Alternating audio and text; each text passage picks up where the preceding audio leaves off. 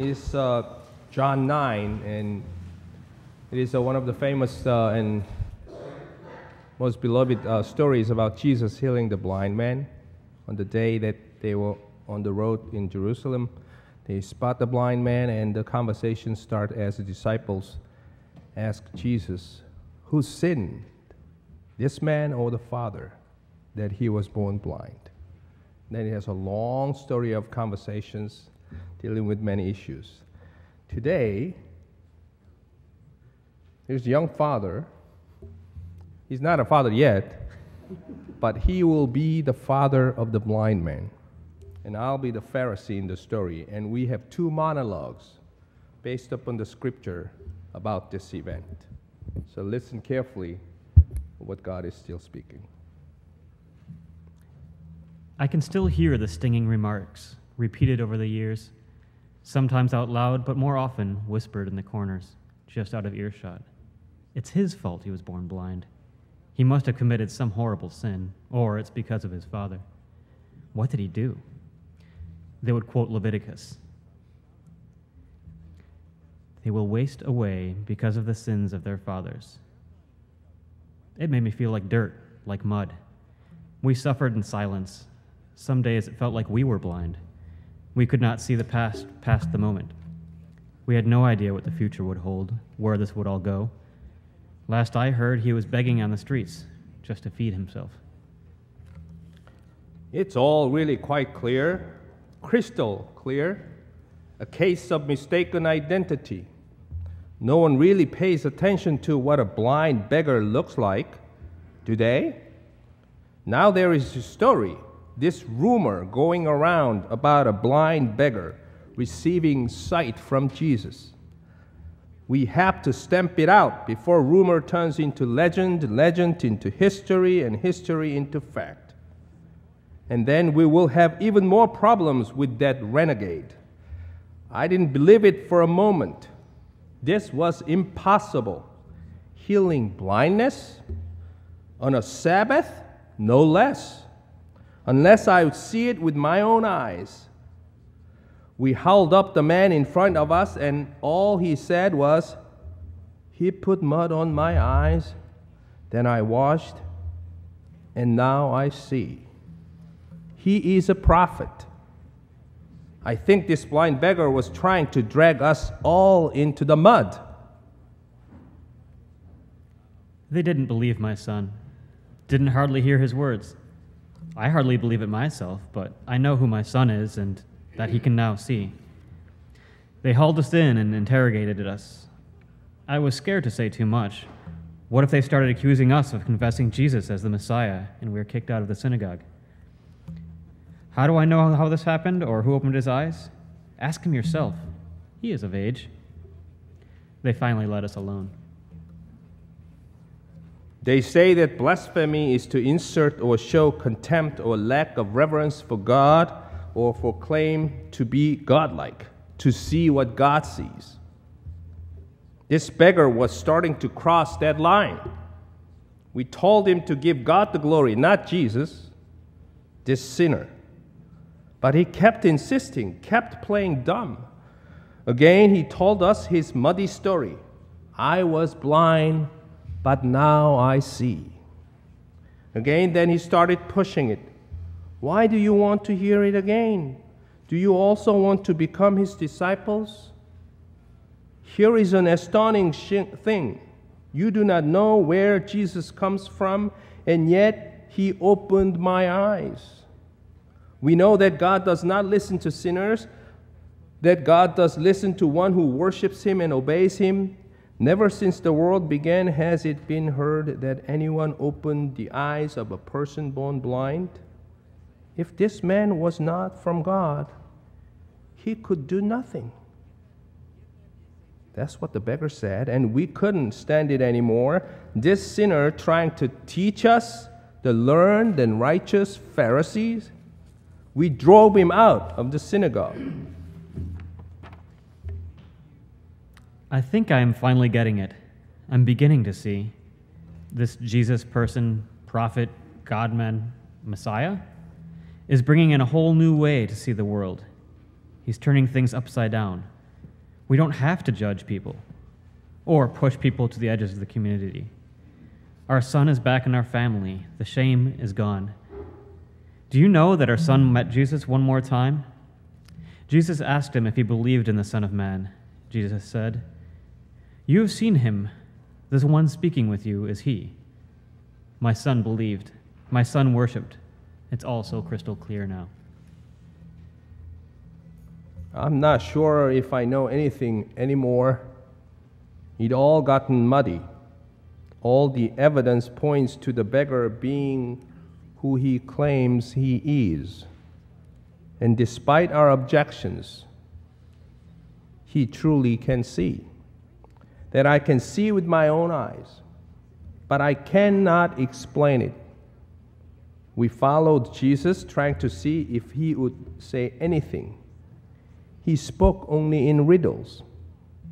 I came into this world for judgment, so that those who do not see may see, and those who see may become blind. Surely I'm not blind, am I? And then Jesus said, if you were blind, you would not have sinned. But now that you say, we see, your sins remains. I wonder more and more who it is that really has blinders on.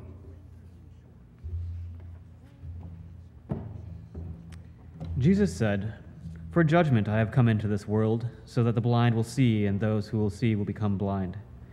Some Pharisees who were with him heard him say this and asked, "What, are we blind too?" Jesus said, "If you were blind, you would not be guilty of sin. But now that you claim you can see, your guilt remains." God is still speaking. Thanks be to God.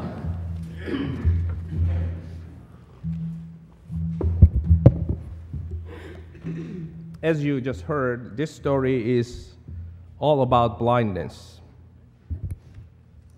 But not just the blindness of this beggar who was born blind, but rather it is a story about blindness for all people involved in this story.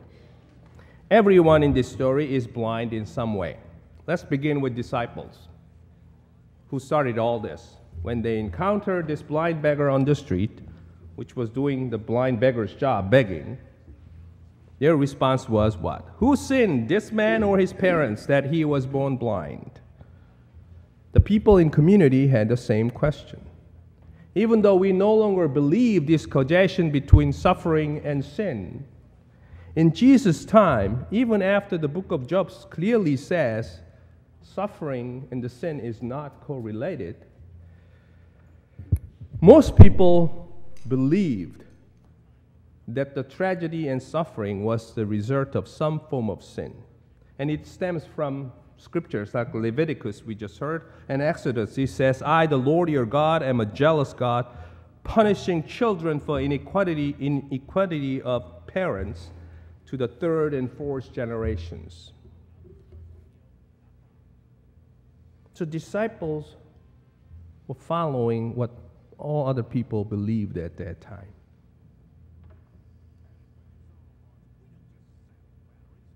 Their eyes are wide open, but they were clearly blind to this person. This beggar, as a person, was invisible to them because they are talking as if he's an object. What they saw was not the person that God created, but the blindness that he had.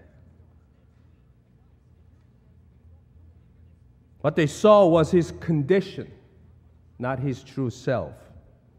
What they wanted to understand in that situation was the cause of this blindness or suffering, not how to heal of it, not what we can do about it. The eyes of their heart was blind. Their sight was conditioned by prejudice and forced understanding of their faith and of God. It's not just the disciples and the people in Jerusalem 2,000 years ago, we sometimes too fall into trap of this blindness. We sometimes see and judge and understand not only people around us, but ourselves, according to the things that happen to us, the conditions we have, sufferings we may have to face. What about the Pharisees? So his eyes was open, so they brought him to the Pharisees to debate about it, whether it was a true healing or not. And after seeing this once blind beggar having a sight, their response was what? How did this happen? Who did this on Sabbath? See, they were blind to the healing that happened to this person. They were blind to the sight and the life that was restored to this man. They were blind to God and what God has done. What they saw was something that should not and could not have happened. What they saw was the violation of their rules and of their long-held belief that things like this should happen on Sabbath. Things like shouldn't happen by the person like Jesus. This blind beggar should have never received God's grace with no merits.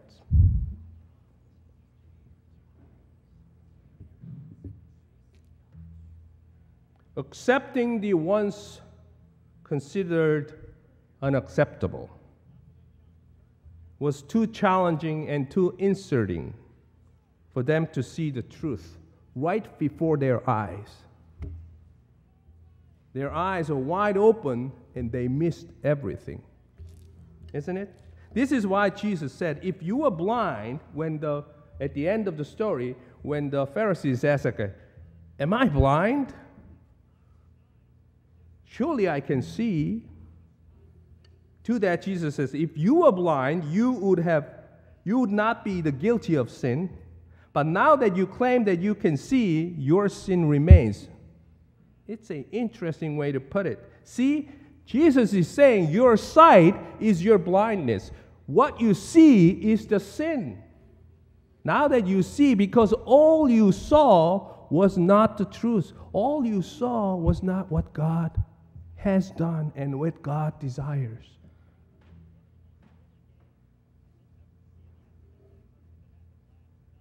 Refusing to see what God sees is a sin according to John's Jesus. And that's what disciples, the people of Israel, and the Pharisees all did. So I said everyone in this story is sort of blind.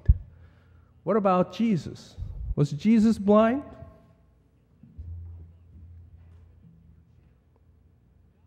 Jesus was blind also. He was blind to what disciples saw. He was blind to what Pharisees saw. He was blind what all the people in the community saw and believed that this man deserved to be who he was.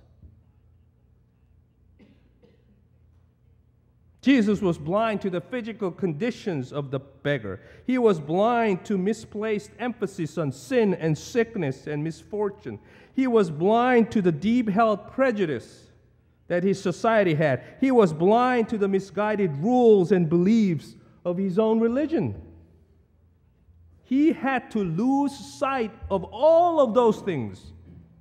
He had to become blind to all of those things in order to have a good and truthful look at this beggar and see in him a God's child for whom God would do whatever God can do to restore life. That's why he said we must do the work that God asks us to do. See, we may not easily sympathize in this story with disciples or Pharisees or the people in the community because we no longer believe that the tragedy and the sickness are caused by someone's sin. That people deserve that. But that's we are taking 2,000 years of history for granted. Throughout human history, not only human society, but the church itself have always been struggling to accept those once considered unacceptable, and thereby blind to what God may see in them, what may God want to do in them. When it comes to gender, the race, mental illness, sexuality, you name it.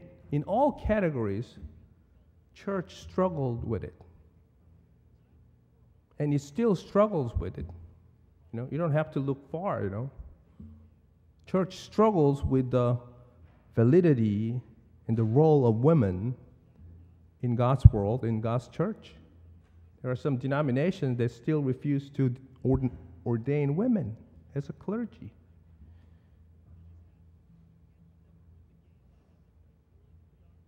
It's not just back in history. Recently, in our own nation, many people seem to be struggling with blindness when it comes to the issue of poverty. When seeing the poverty, our first question seems to be, what did the poor do to deserve the poverty? We hear the pundits saying, we have become a nation of takers. Categorize the people on the food stamp saying parasites. That they would not work hard. Even though the fact is that majority of them working 1, 2, 3 jobs. Many of them are children.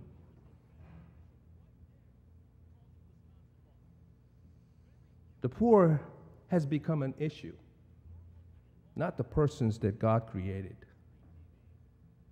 They become a testing ground for political ideology or correctness. They become invisible as God's beloved creation, just like the blind beggar. It's not just our society, our church. A father who happens to be a Methodist pastor realized, after long years of struggle, because of his own values and the church's teaching, finally realized that no one sinned to cause 3 of his 4 children become gay or be gay. So he officiated and blessed one of his son's same-sex wedding. And what did his church say? His church say, we cannot validate, we cannot believe in the love of a father for his own son. We cannot acknowledge God's grace and blessing and love that is so evident and overflowing in that union. That's what the church said. And they kicked him out of the church, just like they kicked the beggar out of the synagogue for witnessing to what God saw and what God sees. See, blindness was and is and will continue to be there for all of us. What we know about what makes us different from one another was not and is not and will never be complete and absolute. This is why the famous chapter everybody knows, 1 Corinthians 13. Have you been to many weddings? You'll know this 1 Corinthians 13. Love is, and faith, hope, and love that abides. In it, St. Paul says about this incompleteness of our knowledge or even our own belief. He says, we don't yet see things clearly. We are squinting in a fog, peering through a mist. But it won't be long before the weather clears and the sun shines bright. We'll see it all then, as clearly as God sees us. But now, we only know dimly. We only see partially. So, but for right now, until that completeness we have three things to do to lead us toward that consummation. Trust steadily in God, hope unceasingly, and love extravagantly. And the best of three is love.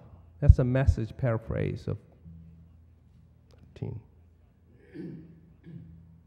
We need to see our own blindness if we want to see God's grace and know God's truth. We need to be blind to what keeps us from trusting God steadily, hope unceasingly, and love unconditionally. When Christianity came into Korea, about some less than 200 years ago, Korea was still a thick class and patriotic society, heavily for 2,000 years. And the first group of people that the gospel touched so intensely and Christianity spread were women and slaves, or women and all those people who are not at the ruling class. Why? Because the women were in charge of family economics. Men were too good to do the family economics. Men in those days in Korea, all they had to do, ruling class, was read the books and have party and write poems. What a life, huh? Only I can be, reincarnated back. So women were dealing with slaves. They are the ones who give the orders and everything. But women were also told, even though they were higher class, they were not allowed to learn, read, especially Chinese characters, read Chinese books, because that was not their place. And when the gospel first went to this ruling class women, the gospel was saying, no, God created you as sacred and important as all the other people. See, women slave owners, which was the majority of them, opened their eyes toward their slaves as the gospel told them that they are also children of God and of sacred worth. So, one slave owner women and all the slaves, men and women, they were not even supposed to sit together, were secretly worshiping in one of the rooms in those, mansions of the ruling classes. That's how Christianity grew in Korea. Their eyes were open. That's why the Christianity was officially banned and Christians were shunned privately and punished publicly because of their eyes wide being open. It's interesting that Jesus said, put the mud on the beggar and said, go and wash in the pond of Siloam. Siloam, we call it, Siloam. The Siloam literally means sent, or the one who is sent.